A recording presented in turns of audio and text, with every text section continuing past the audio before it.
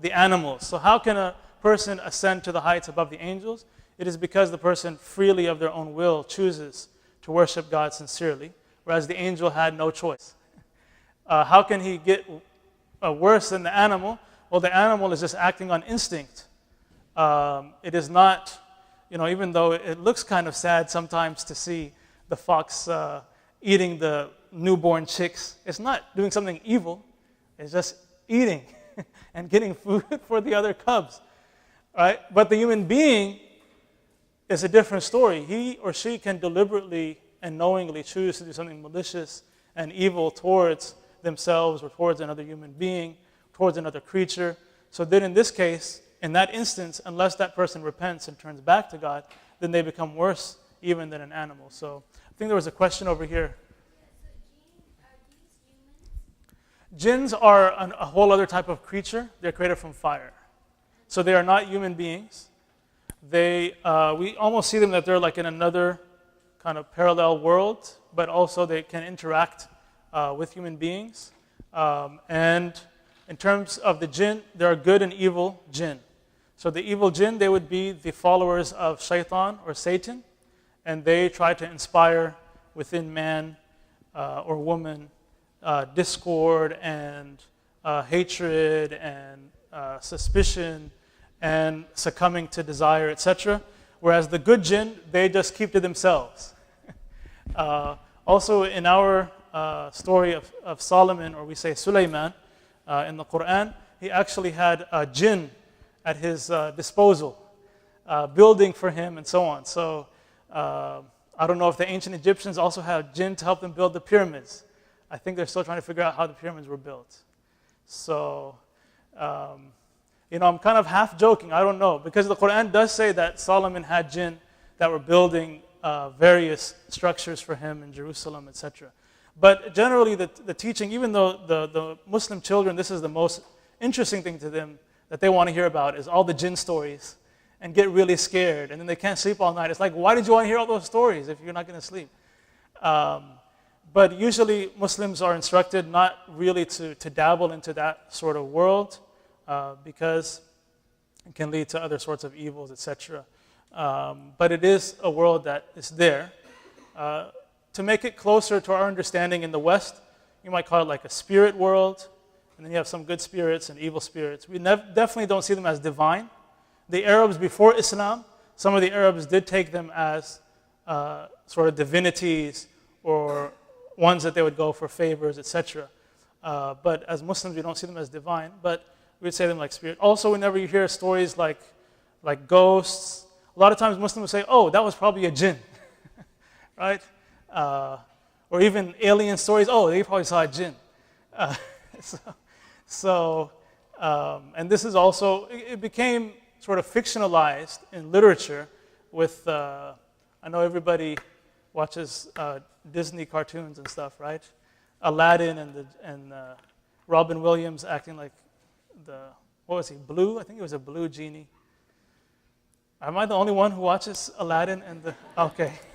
I just embarrassed myself. Okay, so, but that fictional character does come from a real belief system, actually. So, but they cannot harm or benefit of their own.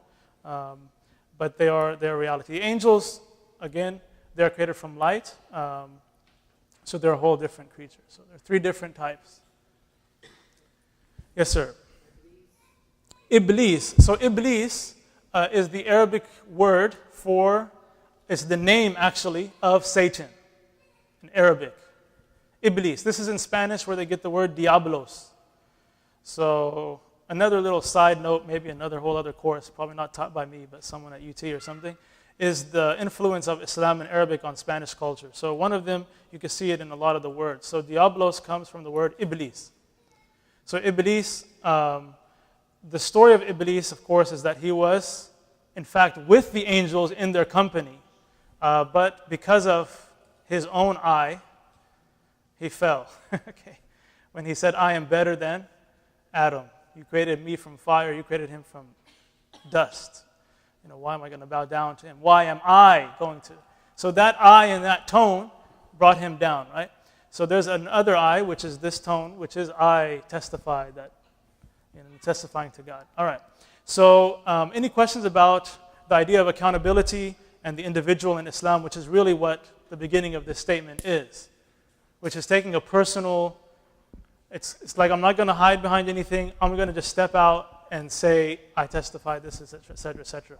And then come what may after that. So, questions? All right. All right. Malaika. Is there a chapter on angels? There are many parts of the Quran. The beginning of a surah called Fatir, which is surah number, I will pull it up here.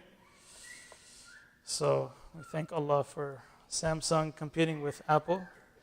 Everybody has to compete to put better apps and Android and all these things.